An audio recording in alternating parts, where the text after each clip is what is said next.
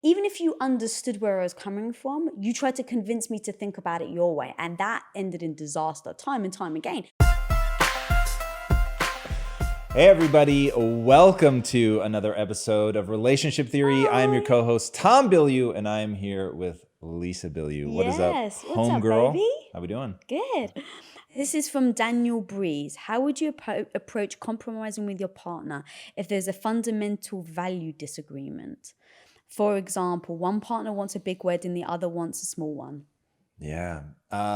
Collision of values, as we call it. So these are I find like from an anthropological standpoint in our own relationship, I find them the most fascinating when we have a collision of values where it's like, you want something and I fully understand. You've articulated it.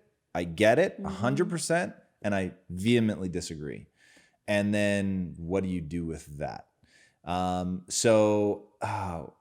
wedding to me is really easy. And that is, but I see how this could get complicated. So let me answer it at a high level. To me, a wedding is for the woman. So it's like whatever you want. Now there might be like, for me, the videographer was a thing. I really cared about that. The cake was a thing. That was back when I ate sugar. So it was like, I wanted that to actually taste good. But beyond that, it was like, yeah, I get it. Like whatever you want. Now, if it kicks in and the couple's paying for their wedding and it's like, God, if we do a big wedding, it's going to be very expensive and all that.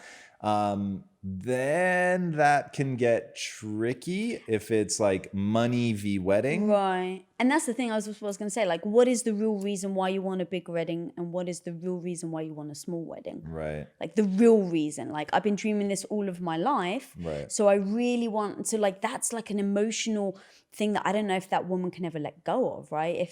If you say like, I don't want a big wedding because it's too much fuss or whatever, and the woman's been dreaming about it, like she's never going to forget that. Yes, very good point. And I think that's exactly what you have to do. You have to break it down like, okay, what are the honest values? Like what values are actually in a collision right now? And then just working through them. So let's assume for a second that the collision is money and I've been dreaming about this my entire life. In the moments where you have value collisions, that's the time where you really get to earn your reputation with each other. And remember, whatever happens in that value collision is going to carry forward. So you're going to learn something about each other. And this is important.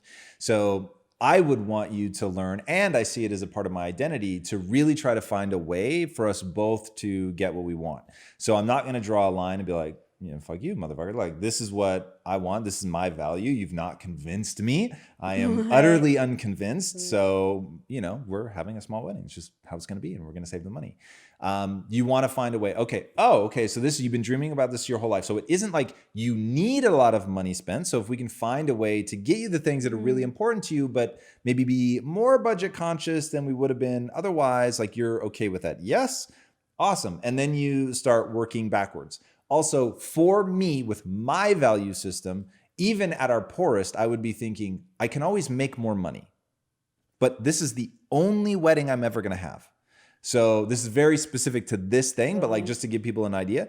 So I would try to be budget conscious because I certainly don't want to be stressing out. I don't want to put myself in a position where I can't pay rent, all of that.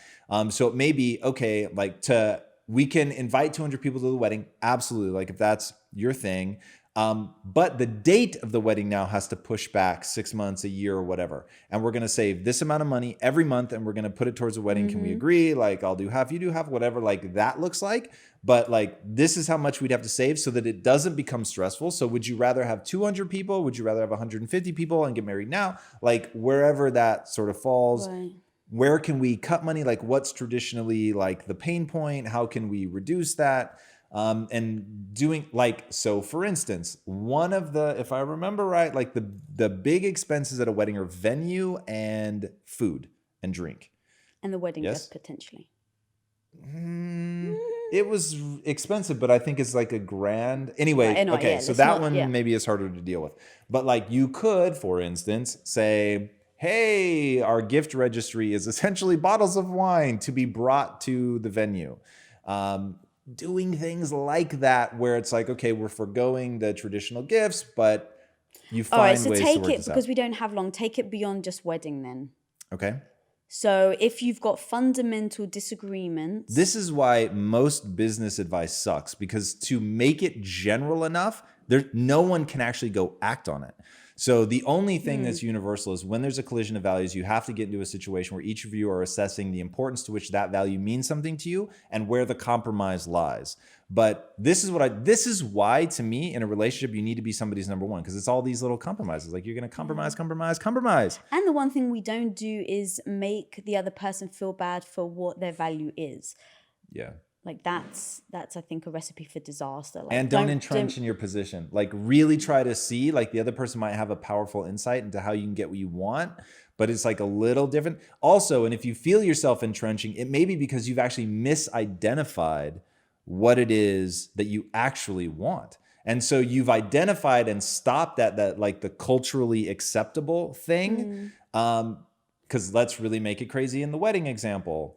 Maybe it's not she's been dreaming about this since she was a little kid. Maybe it's her dad never spent money on her and now she's got like a real thing about money. Or maybe he grew up in an unstable financial household. And so for him holding on to the money is a big thing. And I hate like doing the male-female thing, but just like to give you an idea. Get to the core of the actual reason. Exactly. And so if like that's like, then talk about that. Like you really have to go internal and identify like what's really driving. And I find that the trigger for me to really self-assess and recognize that I haven't figured that thing out is that like, as the person is solving the problem I said was my problem, it's not emotionally addressing what I feel. And so then it's like, you actually haven't identified what's really driving this behavior. And it's scary how often like something other than what you've identified, and maybe you even secretly know, but like it's not culturally acceptable, which is why we've gotten good at it's petty, it's ugly, it's childish, whatever, but it's real. And at least being able to confess that to your partner is so critical. Right. And then if we've been able to articulate and express and now we actually get where each other are coming from, and it's really not about the wedding, it's about these other emotions that we've been carrying, and we still disagree, like that's okay. Like the one thing that we've said in the past is at one point you used to always try to convince me. Right? Like you tried, even if you understood where I was coming from, you tried to convince me to think about it your way. And that ended in disaster time and time again, because it was like, I really like, this is what I believe. Like, stop trying to, like, I've heard everything you had to say and I understand everything you have to say, but I still disagree. And it's okay. Like, don't feel like now we're on completely different, we can't relate to each other just because we don't agree with each other. That's not the case. Like, I completely relate to you. I just don't think the way you think. And then if you try to convince me, then you're like making me feel bad about the way I think. And like, what, am I not good enough anymore because I don't think like you? And that was a big realization for you. Yeah. Don't try to convince me. Exactly. But still have the debate. Yeah. Yeah. Especially like the thing I really learned was definitely don't try to convince them there in that moment. Like, cause now it's like, now you're arguing, you're not talking anymore. Yeah. And that's like something that the need to do that has really dissipated as I've gotten more secure in myself. So yeah, earlier in our relationship, I remember thinking, Jesus, like this is a mess. Like constantly trying to convince you, it's making you feel badly about yourself. And I'm getting worked up. Like I'm trying to win, trying to be right. And that's a big thing, is like not thinking about it of winning an argument or being right or getting what I want, right? Like me and you very often we'll be talking, I feel so passionately about something. And I'm like, I just don't get it. And you'll articulate. And I'll be like, stop, just listen. Just listen to what he has to say. And then if it starts making sense and I'm like, okay, don't reply, just keep listening. And then I need time to process. I'll say to you, I've heard you. Thank you for being so honest and articulating it to me. I need to think about it. And then we'll break free. I'll go think about it. And then we'll come together almost like as a conclusion. Like once my guard is back down, once I'm back to like emotionally sober again, and I can just repeat what you said in my head, then I can respond with either I agree or this is what didn't sit well or. Right. Yeah. And I've talked a lot about being able to recognize the right answer rather than trying to be right in a business context a lot.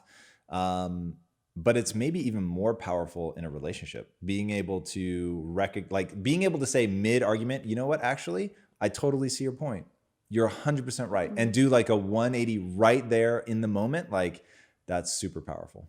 And if you do that more, I think that the other person ends up doing it more as well in the next discussion. For sure. And then when you really like put your foot down and you're like, I'm just not swayed, I'm not convinced. The other person's like, dude, like 70% of the time, like when a compelling argument is put out there, they'll change on a dime. So they're not stubborn by nature.